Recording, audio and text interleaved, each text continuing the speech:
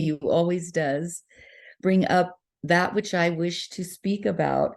And she brought up the idea that in her traveling, shopping, knowing that she did not want to accumulate more items, but going into a store or seeing something and then thinking, oh, I don't have so many of those or one of those or that color, or making up a story as to why, how to substantiate the idea that I should purchase something, even when I've already decided I'm not going to.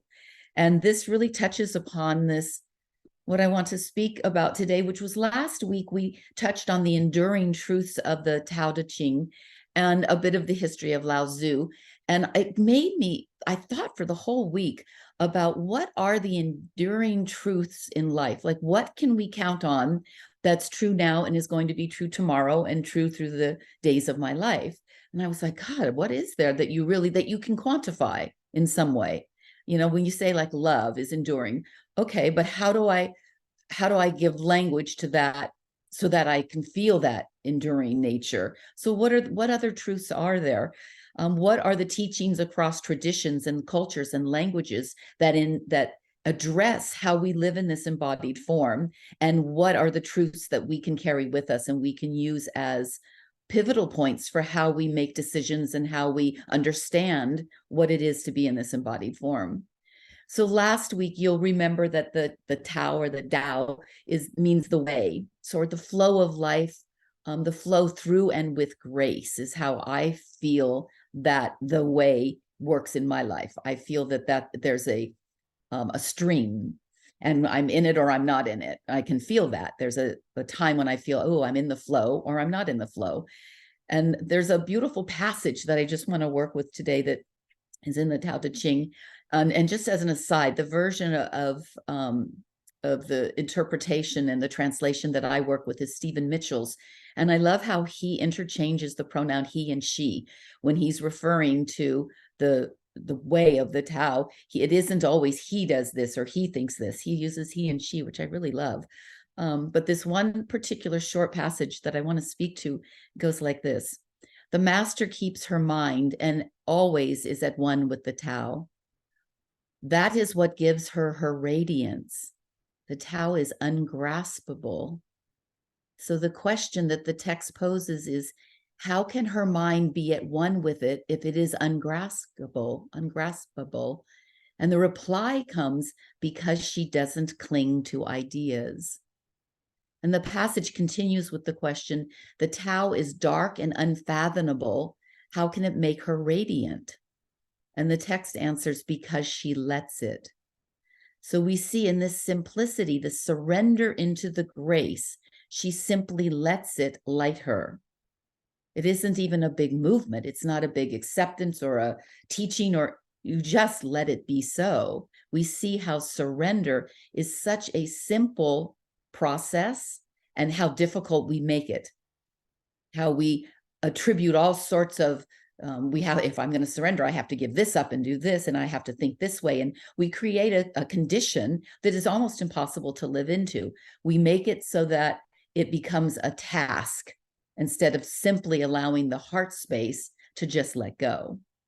The Tao teaches us, or the Tao teaches us, that the key to unlocking this ungraspable piece of life is to not cling to ideas. And so when I think about Siddhi saying this idea that I think I want this, and then I have to go back to, but what is the truth? How did I create a story that builds into that I can say, yes, I do need this?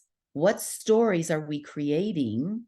What stories do we make up around a simple thought that has passed through our mind in order to give it context so we can believe into it and we can concretize it? So there's a Zen master who once said, don't seek for the truth, just cease or stop cherishing opinions and ideas. So we think, well, as a human being, my whole beauty is that I think and that I come up with structure and ideas and creativity. But we're having to look at this from a different perspective. If we have an inner state of disidentification with thinking towards conclusions, establishing an inner state of disidentification with thinking towards conclusions. It's not the thought that's the problem. It's the conclusion we draw from it. So we take a thought and then we build a story from that. So the original thought from City was, oh, I don't have one of those dresses or something. And then the story, that's the story that gets to be larger. It's a beautiful item, but do I need to actually have one of those? Well, yes, I do, because, and we build a story because we need to substantiate. It's so subtle. And it's the most insidious way that our mind takes us to conclusions that when we want something or we want to believe something or see something a certain way, it's a slight little twist. It's not even a big shift. It's a slight twist in how we hold the information. So the original thought came and it was only one line. And now I have a story. So when I repeat it to someone, oh yes, I saw that beautiful dress. I didn't really need it, but then I remembered that I was going to do, and then you have a whole story that goes into why it necessitated you buying it. We do this all the time. We identify with a thought, and then we need to make it truth for us, and we need to give it context so that we can own it, and then we can live into it. And this teaching is telling us, simply don't go there. Simply don't go to this conclusion of anything about a person, a place, or a thing. We are the space that holds the thoughts. The thoughts are coming through us. We do not need to identify with them and then give them context so that they can live on and be concretized in our belief system. So the next time somebody asks you a question about that same idea, you already have this whole thought process that you've come together with. You're no longer available for a new possibility. We're no longer able to create out of the moment because we've already created out of the past. Because we held on to the thought and then we had to define it and conclude it. And this we do with people all the time. I see a person dressed a certain way. I've already decided that that's a hippie. They're dressed in that way. That's a hippie. And hippies have, now I go to the next step. Well, they have certain mindsets. They live in certain ways. I've already made a whole step of conclusions without that person having ever opened their mind or their mouth. We do this all around ourselves as a way to give context and meaning to things because we're uncomfortable sitting with something not having some kind of anchor. We want to know, what does this mean? How does it work in my life? Is it something I want to keep in or I want to get rid of? Like, we're constantly trying to draw a conclusion out of a single thought that's arisen into our mind. We are bubbling with thoughts that lead us either towards creativity and openness or to a closed system. We have to repattern ourselves, redefine how it is, repractice, we rediscipline ourselves so that everything that comes up is a possibility of something new because it is.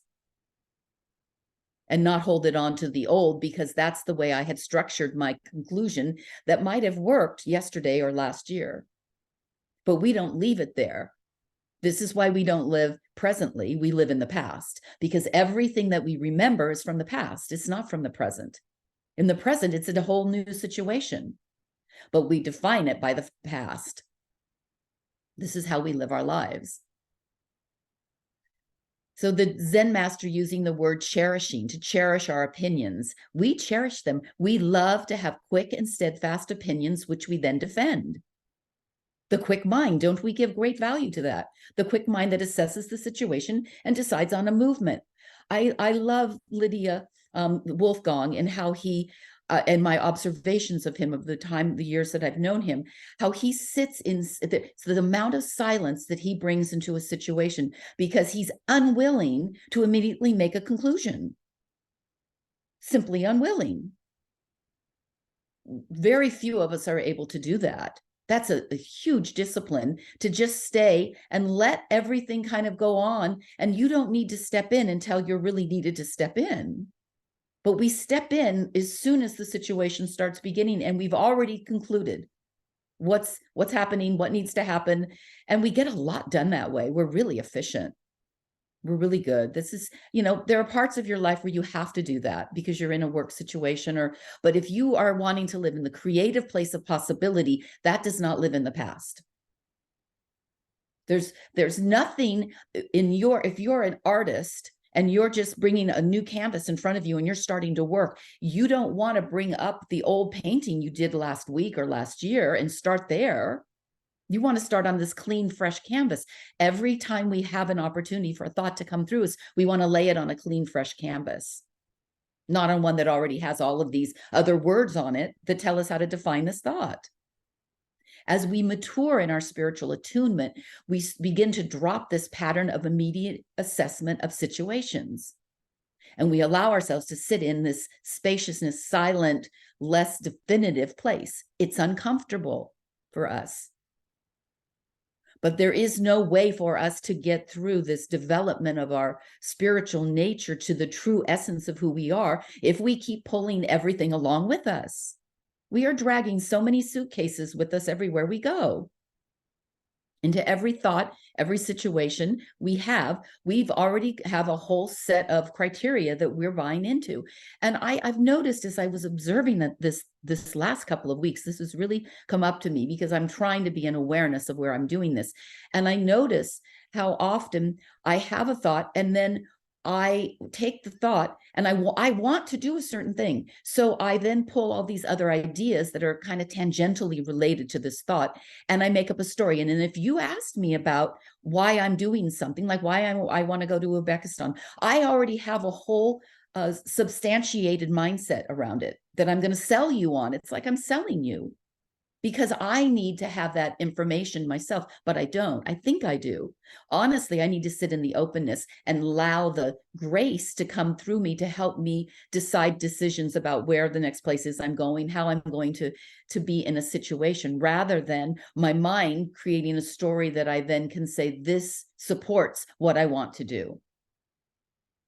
Why are we doing that? Why are we using these subtle, insidious, this very tiniest ways of breaking apart our freedom? This is our freedom, is to step into something and not have it already be something else. Allowing the situation.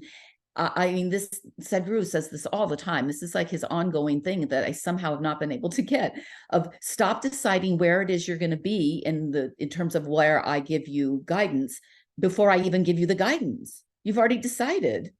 So now you're not even open. You don't have any idea what I'm going to say to you. You've already decided because you needed an idea and a plan and a structure so that you could give context to it and make a story of it. So you missed the whole thing because I was going to send you left and you already decided to right. How do we sit in the unknown, in the unfathomable that gives us the radiance? We step into it and we just stay. We just allow it to be. How can we be at one with it? We don't cling to the ideas, the preconceived notions. It's dark and unfathomable. How can it make us radiant? Because we let it. It's that simple, because we let it.